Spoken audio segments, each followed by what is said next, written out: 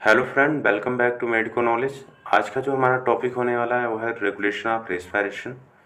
तो regulation of respiration क्या होता है? जैसे कि हमारे बॉडी में जब भी गैसेस लेवल क्या होता है, डिस्टर्ब होता है, या तो इंक्रीज होता है या तो डिक्रीज होता है, तो हमारा क्या होता है, मैकेनिज्म एक्टिवेट हो जाता है, जिसके कारण से जो लेवल बढ़ा रहता है उसमें क्या होता है, उस लेवल को एक होम्योस्टेसिक, जितना हमारे बॉडी में उसकी रिक्वायरमेंट होती है उस लेवल पे उस लाते हैं। तो इसको बोलते हैं, रेगुलेट करते हैं हमारे रेस्पिरेशन में। अगर हमारे बॉडी में क्या हो रहा है, ऑक्सीजन की लेवल बढ़ रहा है, तो हमारा जो रेस्पिरेटर सेंटर होता है, न्यूरॉन जो होते हैं वो क्या करते हैं, सिग्नल ले जाएंगे हमारे रेस्पिरेटरी सेंटर में। कहाँ पे ले जाएंगे? दो सेंटर होते हैं, एक हमारे पोन्स में होता है, दूसरा हमारा कहाँ होता है, मेडुला ऑब्लोंगेटा में।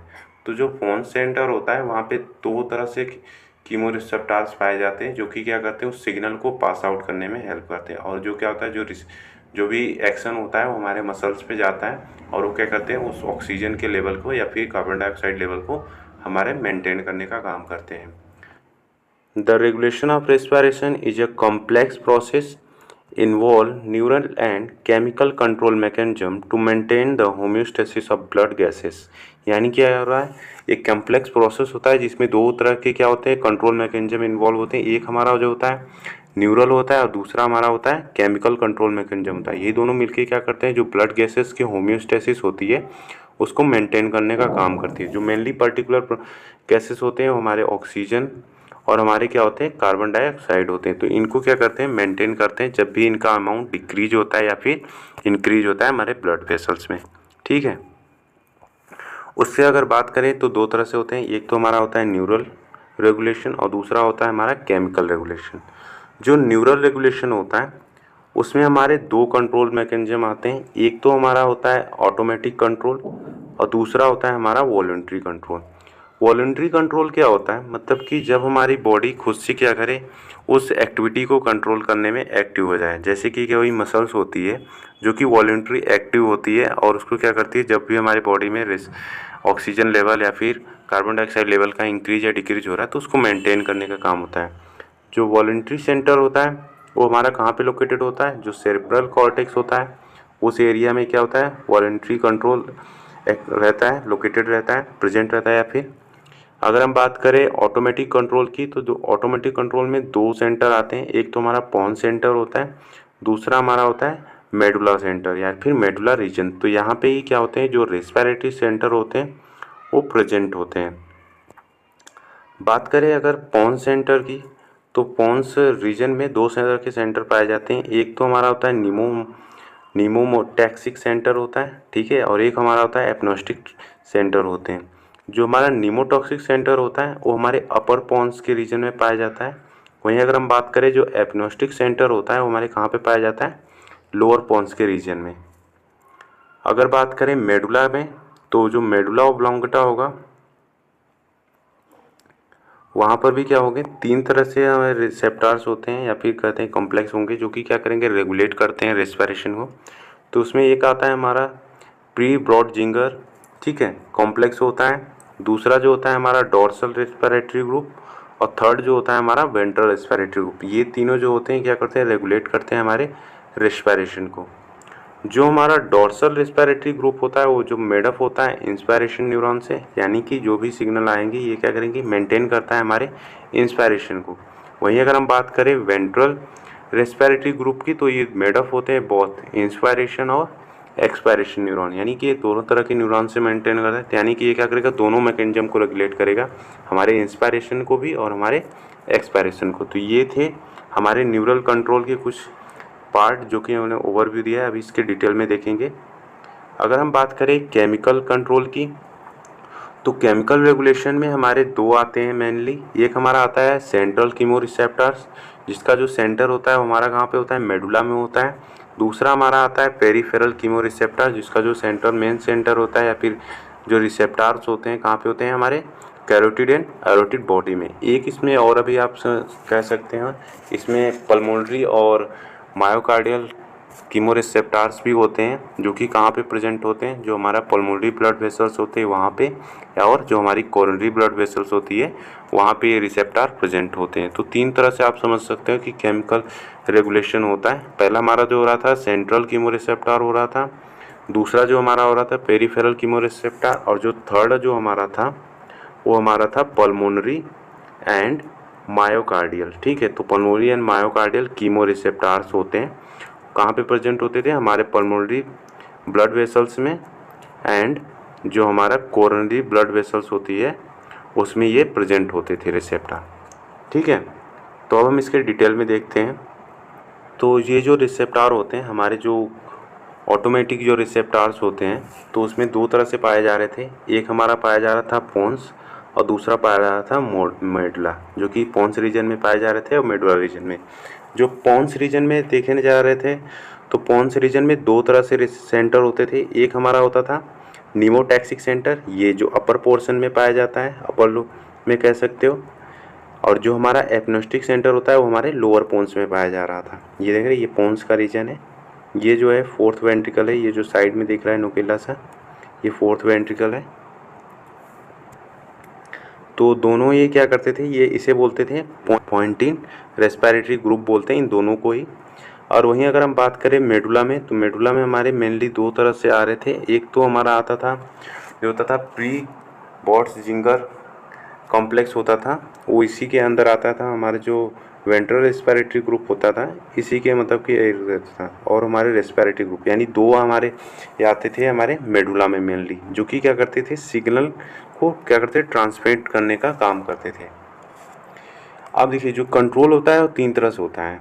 पहला जो हमारा होता है इफेक्टर, वो एरिया जहाँ पे क्या हो रहा है, कोई भी इफेक्टर हो रहा है, मतलब कि जैसे कि ऑक्सीजन का लेवल हमारे कहाँ पे बढ़ रहा है, लंग्स में, या फिर जो ब्लड वेसल्स हो रही है उसमें हमारे ऑक्सीजन का लेवल बढ़ रहा है, तो ये हमारा हो गया इफेक्टर, वो एरिया जहाँ पे वो एक्शन हमें देखने को मिल रहा है इसे। फिर इफेक्टर से हमारे क्या होंगे, जो कीमो रिसेप्टर होंगे, ठीक है, कीमो रिसेप्टर या फिर पल्मोनरी रिसेप्टर या फिर अदर पार्ट जो रिसेप्टर होंगे, वो क्या करेंगे, सिग्नल को क्या करेंगे, लेंगे, यानी यहाँ से क्या करेंगे, सिग्नल को लेंगे और फिर ट्रांसमिट कर देंगे कहाँ पे, ब्रेन में, जो हमारा सेंट्रल कंट्रोल सिस्टम होता है हमारे रेस्पिरेटरी सिस्टम का, वहाँ पे ट्रांसमिट करेंगे। तो वहाँ पे क्या होंगे, ब्रेन स्टेम होते हैं जिसमें दो पार्ट होते हैं, पोन्स और मेडुला, जो कि क्या होते हैं, रेगुलेट करते हैं हमारे रेस्पिरेशन में। और हमारा जो होता है सेरेब्रल कॉर्टेक्स, जो कि वॉलेंट्री कंट्रोल कर रहा था, और कुछ अदर पार्ट भी उसमें रोल प्ले करते हैं। तब ये क्या करते हैं, ये सिग्नल जैसे ही हमारे ब्रेन में पहुँचेगा, अगर हमारी बॉडी में ऑक्सीजन लेवल बढ़ा है तो ये इसको क्या करेगा, रिलीज कराएगा केमिकल सब्सटेंस को, और जाके इफेक्टर पे क्या करेगा, एक्टिवेट करेगा, और जो भी ऑक्सीजन लेवल बढ़ा रहेगा उसको क्या रहेगा, होम्योस्टेसिस पे लाएगा, यानी कि बराबर जो हमारी ब्लड वेसल्स में जितनी भी ऑक्सीजन लेवल होती है उसके लेवल को ले आएगा। तो जो VRG होता है, अगर हम बात करें VRG की, जो वेंट्रल रेस्पिरेटरी ग्रुप होता है, तो कहाँ पे जाता है, जो हमारी इंटरनल इंटरकोस्टल मसल्स होती है उसको, और जो हमारे एक्सेसरी मसल्स होती है, ये क्या करते हैं, वहाँ पे उसके रिसेप्टर प्रेजेंट होते हैं। जब अगर हमारा जो गैसेस लेवल अगर डिस्टर्ब हो रहा है तो ये सिग्नल हमारे कहाँ जाता है, BRG के पास जाता है। ये दोनों रिसेप्टर एक्टिवेट हो जाएंगे और सिग्नल को BRG के पास भेजेंगे, या फिर जब BRG से जब भी न्यूरॉन्स के द्वारा, यानी कि जो पॉइंटिंग सेंटर होता है, वहाँ से क्या होगा, सिग्नल आएगा, ये नेगेटिव सिग्नल, और ये क्या होता है, जो हमारा एपनोस्टिक होता है ये पॉजिटिव सिग्नल देता है। यानी कि जब हमारी बॉडी में क्या हो रहा है, ऑक्सीजन लेवल कम हो जा रहा है, या फिर कार्बन डाइऑक्साइड का लेवल क्या हो रहा है, कम हो रहा है, या फिर ज़्यादा हो रहा है, तो क्या करेगा, जब इस रिसेप्टर पे जाएगा, ये जो एपनोस्टिक जो सेंटर होता है वो हमारे जाएगा डोर्सल रिसेप्टर या रेस्पिरेटरी ग्रुप पे जाएगा, वहाँ पे क्या करेगा, सिग्नल देगा, और जो ऑक्सीजन का लेवल घटा हुआ है उसको क्या करेगा, होम्योस्टेसिस पे ले आएगा, यानी कि बराबर लेवल पे ले आएगा जितनी भी हमारी ब्लड वेसल्स में उसकी रेंज होती है। अब जैसे कि हमारे बॉडी में क्या हो रहा है, ये रिसेप्टर तो एक्टिव है, ये क्या रहा है, कंटिन्यू प्रोडक्शन कर रहा है, मतलब ऑक्सीजन लेवल को बढ़ा रहा है, मैकेनिज्म कर रहा है जिससे ऑक्सीजन लेवल कंटिन्यू बढ़ रहा है। लेकिन अगर हमारे ब्लड वेसल्स में जितना ऑक्सीजन की लेवल है उतनी ही चाहिए, तो अगर जैसे ही हमारे बॉडी में क्या होता है, कंटिन्यू लेवल बढ़ जाता है, तो उस रिसेप्टर को हम क्या करते हैं, बंद करते हैं, यानी सप्रेस करने के लिए हमारा क्या होता है, जो नीमोटैक्सिक सेंटर होता है ये एक्टिवेट हो जाता है, और क्या करता है, जो हमारा डोर्सल रेस्पिरेटरी ग्रुप होता है उसमें नेगेटिव फीडबैक जाता है, जिससे क्या होता है, ये सप्रेस हो जाता है, और जो ऑक्सीजन का लेवल जो यानी कि जो बढ़ रहा था वो क्या हो जाएगा, तुरंत अपने नॉर्मल लेवल पे आ जाएगा। तो ये जो हो रहा था, जो हमारा DRG था वो कहाँ पे सिग्नल जा रहा था, ट्रांसवर्ट कर रहा था, एक तो हमारा एक्सटर्नल इंटरकोस्टल मसल्स पे कर रहा था और दूसरा हमारे डायफ्राम को एक्टिवेट कर रहा था, जिसके कारण से जो ब्रीदिंग हो वो हमारा कंट्रोल हो। और वहीं अगर हम बात करें BRG की केस में, तो BRG हमारा जो सिग्नल यहाँ से अगर प्रोड्यूस हो रहा था तो कहाँ पे जा रहा था, हमारे जो एक्सेसरी रेस्पिरेटरी मसल्स है और जो हमारा इंटरकोस्टल मसल्स है, इंटरनल इंटरकोस्टल मसल्स है, वहाँ पे ये क्या कर रहा था, अपना रिस्पॉन्स दिखा रहा था। ये कुछ मैकेनिज्म थे जो कि देखने आ रहे थे। तो अब थोड़ा डिटेल में देख ले रहे हैं कि वॉलेंट्री कंट्रोल क्या होता है। तो वॉलेंट्री कंट्रोल क्या होता है, respiration is a spontaneous process, यानी कि जो रेस्पिरेशन होता है स्पॉन्टेनियस प्रोसेस कंटिन्यू क्या होता है, हमारे बॉडी में चलता रहता है, but some extent it can be control voluntary because most of muscles concern with the respiration of voluntary muscles होती है। ठीक है, तो इसीलिए हमने क्या बोलते हैं वॉलेंट्री मसल्स क्या होते हैं, जब हम ब्रीदिंग एक्सरसाइज कराते हैं, डीप ब्रीदिंग एक्सरसाइज, तो उसमें बोलते हैं होल्ड प्रोसेस, यानी कि क्या कर रहे हैं, हमारी बॉडी क्या कर रहा है, होल्ड कर रहा है रेस्पिरेशन रेट को। तो वॉलेंट्री यानी कि हम अपनी इच्छा से उस चीज़ को कंट्रोल कर रहे हैं। The centre of voluntary control वो कहाँ पे था, जो हमारा मोटर कॉर्टेक्स। तो मोटर कॉर्टेक्स कहाँ होता है, हमारा जो सेरिब्रम होता है, यानी कि जो सेरिब्रम हो रहा था वो हमारा होता था, रीजन होता था जो वॉलेंट्री कंट्रोल का। ठीक है, अब बात करें ऑटोमेटिक कंट्रोल का, तो ऑटोमेटिक कंट्रोल और the centre for control of respiration located in pons and medulla region में लोकेटेड था। तो दो सेंटर आते थे मेडुला में, एक मिनट ठीक है। तो मेडुलरी अगर सेंटर की बात करें तो इसमें तीन मेनली आते थे। एक तो हमारा आता था प्री बॉट्स जिंगर कॉम्प्लेक्स बनाता था, जो कि ग्रुप ऑफ पेस मेकर होता है। ये भी लोकेटेड रहता है both side of upper medulla. जो मेडुला होता है दो साइड, जैसे कि ये होता है, ये हमारा पॉन्स रीजन हो गया, और ये जो नीचे का रीजन है मेडुला, और फिर ये जो होता है हमारा स्पाइनल कॉर्ड होता है। ये यानी कि हम जब ये रीजन देख रहे थे तो ये दो भागों में डिवाइड होता है, एक तो हमारा हो गया लेफ्ट साइड और दूसरा हो गया हमारा राइट साइड। यानी कि बोथ साइड में क्या हो रहा है, प्रेजेंट हो रहा है, जो responsible for rhythmicity of respiration. यानी कि ये क्या कर रहा है, जो हमारे रेस्पिरेशन में रिदम हो रहा है उसको ये रेगुलेट करने का काम करता है। वहीं अगर हम बात करें डोर्सल रेस्पिरेटरी ग्रुप की, तो प्राइमरी रिस्पॉन्सिबल होता है for the control of inspiration, यानी कि जो इसका मेन फंक्शन होता है इंस्पायरेशन को रेगुलेट करने का काम होता है। It sends signal to diaphragm and external intercostal muscles to initiate inhalation, यानी कि क्या कर रहा है, जब भी हमारी बॉडी में ऑक्सीजन लेवल या फिर की डिमांड बढ़ रही है तो ये क्या कर रहा है, या फिर डिमांड क्या हो रहा है, बढ़ रही है, सप्लाई घट रहा है, तो ये क्या करेगा, डायफ्राम और जो एक्सटर्नल इंटरकोस्टल मसल होगा उसको सिग्नल करेगा और हमारा क्या करेगा, इनहेलेशन प्रोसेस कराएगा, जिससे हम ज़्यादा से ज़्यादा ऑक्सीजन क्या करें, इन्वायरमेंट से लें। ठीक है, वहीं अगर हम बात करें BRG की, यानी अगर वेंट्रल रेस्पिरेशन जो ग्रुप होती है उसकी बात करें, तो ये कंटेन करता है both inspiratory and expiratory neurons को, primary active during the forcefully breathing, यानी कि तब एक्टिव होता है जब हम फोर्सफुली ब्रीदिंग कर रहे हैं या फिर हम कोई डिजीज कंडीशन में देख रहे हैं, तो उस कंडीशन में जो हमारा वेंट्रल रेस्पिरेटरी ग्रुप होता है वो एक्टिवेट होता है और हमारे ये क्या दोनों प्रोसेस को कंट्रोल करता है, इंस्पायरेशन और एक्सपायरेशन को ही। It help regulate by muscles involving active acceleration, यानी कि क्या कर रहा है, हेल्प कर रहा है जो भी मसल्स इन्वॉल्व हो रहा है एक्टिव एक्सेलेशन, यानी कि एक्सेलेशन प्रोसेस, जो भी हम गैसेस क्या कर रहे हैं एक्सपेल आउट कर रहे हैं उसमें हेल्प करते हैं। अब बात करें पॉइंटिन सेंटर की, तो जो पॉइंटिन रेस्पिरेटरी सेंटर्स होते हैं उसमें कितने हैं, दो तरह से सेंटर पाए जाते थे। एक तो हमारा होता है नीमोटैक्सिक सेंटर, दूसरा हमारा होता था एपनोस्टिक सेंटर। जो नीमोटैक्सिक सेंटर होता था modulate the activity of DRG and BRG, यानी कि जो डोर्सल रेस्पिरेटरी ग्रुप थे और जो वेंट्रल रेस्पिरेटरी ग्रुप थे उसको ये रेगुलेट करने का काम करता था। Resulting transition between the inhalation and exhalation, thus the control the rate and pattern of breathing, यानी कि ये क्या कर रहा था, हमारे जो इनहेलेशन या एक्सहेलेशन प्रोसेस को बढ़ाता था या फिर घटाता था, जिसके कारण से जो रेट और जो पैटर्न ऑफ रिदम था वो हमारा कंट्रोल होता था। वहीं अगर हम बात करें जो एपनोस्टिक सेंटर होता है वो प्रोवाइड करता है stimulatory input to DRG and promoting the prolong inspiration, ठीक है। तो ये क्या कर रहा था, जब हम क्या डीआरजी ये क्या कर रहा था, जो एक्सपोनेंशियल का डीआरजी को सिग्नल देता था, जिसके कारण से क्या हो जल्दी जल्दी इंस्पायरेशन करे और जो ऑक्सीजन की डिमांड है उसको कंप्लीट करे। तो ये देखें, ये जो है हमारा रेस्पिरेटरी कंट्रोल सेंटर होता था ब्रेन स्टेम में।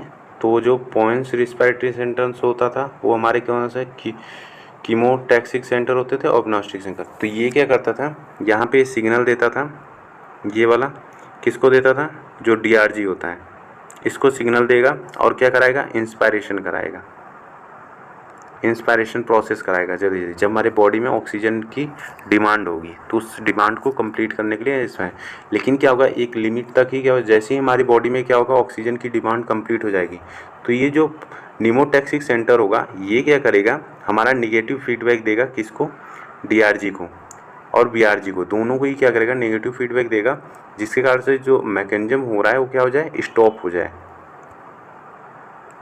यानी कि ये हमारा क्या कर रहा है, नेगेटिव फीडबैक दे रहा है हमारे जो भी मैकेनिज्म हो रहा है, और जो हमारा एपनोस्टिक हो रहा है ये हमारा पॉजिटिव फीडबैक देता है। अब जो मेडुलरी रेस्पिरेटरी सेंटर थे उसमें दो आ रहे थे, एक तो हमारा वेंट्रल रेस्पिरेटरी ग्रुप आ रहा था और दूसरा हमारा डॉर्सल रेस्पिरेटरी ग्रुप आ रहे थे। अब बात करें केमिकल रेगुलेशन ऑफ रेस्पिरेशन की, तो जो कीमो रिसेप्टर्स होते हैं वो रिस्पॉन्स करते हैं to change in pH, partial pressure of O2 and partial pressure of CO2 of the blood. यानी कि ये रिसेप्टर्स तब एक्टिवेट हो गए जब हमारे ब्लड वेसल्स में क्या हो, जो पीएच का लेवल चेंज हो जाए। तो अगर हमारा क्या हो रहा है, कार्बन डाइऑक्साइड का लेवल बढ़ रहा है, जो पार्शियल प्रेशर हो रहा है कार्बन डाइऑक्साइड का वो बढ़ रहा है, तो हमारा जो पीएच लेवल होगा वो कैसा होगा, बढ़ेगा। अगर वहीं केस में बात करें, अगर पार्शियल प्रेशर ऑफ ऑक्सीजन का जो देख रहे हैं अगर वो बढ़ रहा है तो जो हमारा पीएच लेवल होगा वो क्या होगा, घटेगा, और जो हमारा PCO2 लेवल होगा वो भी क्या होगा, घटता है दोनों केस में। देखिए ए राइज PCO2, तो ए राइज करेगा हमारा एस्परस कॉन्सेंट्रेशन। एस्परस कॉन्सेंट्रेशन क्या होता है, एसिडिक नेचर का होता है, यानी कि हमारे क्या कर रहा है, पीएच को बढ़ाने का काम कर रहा है, ठीक है, जिससे अगर एसिडिटी की तरफ मतलब एसिडिक नेचर का है। जबकि डिक्रीज होगा हमारा PCO2 लेवल, जो हमारा पार्शियल सोडियम, फिर स्टिमुलेट हो जाएगा हमारा रेस्पिरेशन। तो जो हमारे क्या होंगे, जो सेंटर होंगे रेस्पिरेटरी वो एक्टिवेट हो जाएंगे। यानी जो केमिकल रेगुलेशन हो रहा है, यानी कि जो केमिकल होते हैं हमारे ब्लड वेसल्स में वो एक्टिवेट कराते हैं हमारे न्यूरल रिस्पॉन्स को, जहाँ से क्या होगा, सिग्नल आएगा हमारे इफेक्टर पे, जो कि उस एरिया को सप्रेस करेगा या तो फिर उस एरिया को हमारे क्या करेगा, स्टिमुलेट करेगा। तो इसमें दो तरह से होते हैं, एक तो हमारा होता है सेंट्रल कीमो रिसेप्टर, जो कि लोकेटेड होता है हमारे कहाँ पे, मेडुला ऑब्लांगेटा में।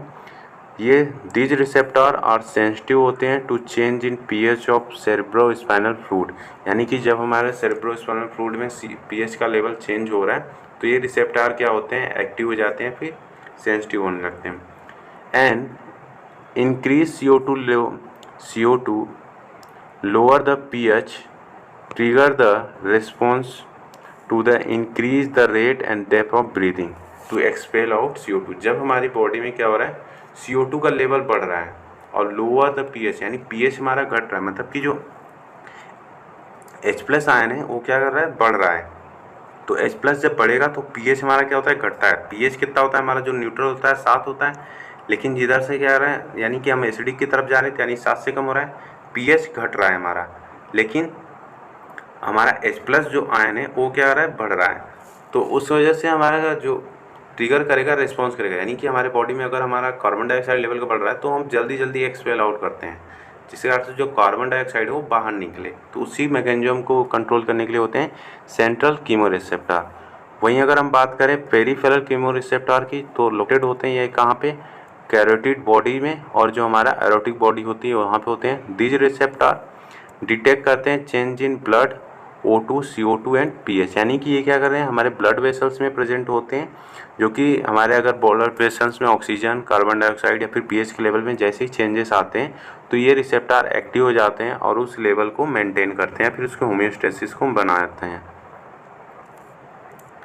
एट ड्रॉप O2 लेवल, जैसे ही हमारी बॉडी में O2 का लेवल बढ़ रहा है, मतलब घट रहा है, या फिर राइज CO2 लेवल, जैसे ही या फिर CO2 का लेवल बढ़ेगा तो स्टिमुलेट करेगा हमारे रिसेप्टर को, जो कि लीडिंग करेगा इंक्रीज रेस्पिरेटरी रेट और डेप्थ को हमारे क्या करेगा, इंक्रीज करने में हेल्प करता है। तो जिसके कारण से जो हम अगर हमारा O2 का CO2 का लेवल बढ़ रहा है तो हम जल्दी जल्दी क्या करते हैं, एक्सपेल आउट करते हैं उस चीज़ O2 को लेवल को।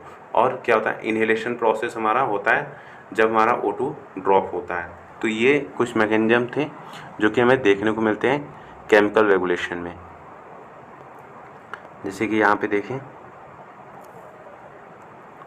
ये क्या है, हमारा जो रेस्पिरेटरी कंट्रोल सेंटर है, ठीक है। तो ये जो हमारा जो सेंट्रल कीमोरिसेप्टर होते हैं, यानी कि ये पहुँचते हैं, यानी कि जो हमारा CSF हो गया उसमें था, ठीक है, CSF में था, जो हमारी सेंट्रल बॉडी होती है उसमें मिलते हैं। जबकि अगर हम पेरिफेरल कीमोरिसेप्टर में देख रहे थे तो उसमें हमारे कौन से आ रहे थे, जो हमारी कैरोटिड बॉडी हो रही थी या तो हमारा जो एरोटिड बॉडी हो रहा था, उसमें हमें देखने को मिल रहे थे। जबकि जो सेंट्रल कीमोरिसेप्टर थे जो CSF हो रहे थे या तो हमारा जो मेडुला होता, ठीक है, वहाँ पे इसका जो सेंटर होता है उसको देख रहे हैं। तो ये जाते थे सिग्नल हमारे जो रेस्पिरेटरी कंट्रोल सेंटर होते हैं वहाँ पे जाएंगे और वहाँ से क्या हुआ, सिग्नल फिर से आएंगे इनके पास और उस एरिया को एक्टिवेट करेंगे या फिर उसको सप्रेस करने का काम करते हैं। अब बात करते हैं फीडबैक मैकेनिज्म की। फीडबैक मैकेनिज्म में क्या होता है, यानी कि जब हमारी बॉडी में कोई भी चीज़ क्या हो रहा है, बढ़ रहा है, एक्सेसिव अमाउंट में बढ़ रहा है, तो उस एक्सेसिव अमाउंट को कंट्रोल करने के लिए क्या होता है, मैकेनिज्म स्टार्ट होता है उसको सप्रेस करने के लिए, ताकि वो ज़्यादा अमाउंट में बढ़े ना और जो उसकी लेवल हो नॉर्मल रह जाए। तो उसमें हमारे कुछ आते हैं नेगेटिव जो होते हैं फीडबैक होते हैं। तो नेगेटिव फीडबैक क्या करता है, उस लेवल को कम करने का काम। जैसे कि मान लीजिए ये अगर कोई भी हमारा ये सेंटर है, जैसे कि जो हमारा एपनोस्टिक सेंटर था वो क्या आ रहा था, वो कंटिन्यू फंक्शन कर रहा था और DRS पे अपना मतलब कि एक्शन दिखा रहा था, जिस कारण से DRS क्या आ रहा था, इंस्पायरेशन करवा रहा था, बार बार इंस्पायरेशन से जो हमारा ऑक्सीजन लेवल था वो हमारे ब्लड में बढ़ रहा था। तो ये क्या होगा, नेगेटिव फीडबैक किससे मिल रहा था, हमारा जो हमारा निमोटैक्सिक सेंटर था वो क्या कर रहा था, नेगेटिव फीडबैक दे रहा था, ताकि जो हमारा इंस्पायरेशन हो वो स्लो डाउन हो पाए, ताकि जो जो ब्लड वेसल्स में जो ऑक्सीजन का लेवल है वो नॉर्मल हो जाए, ठीक है। तो उसमें नेगेटिव फीडबैक होता है जो कि प्रीडोमिनेटली कंट्रोल रेस्पिरेशन करता है।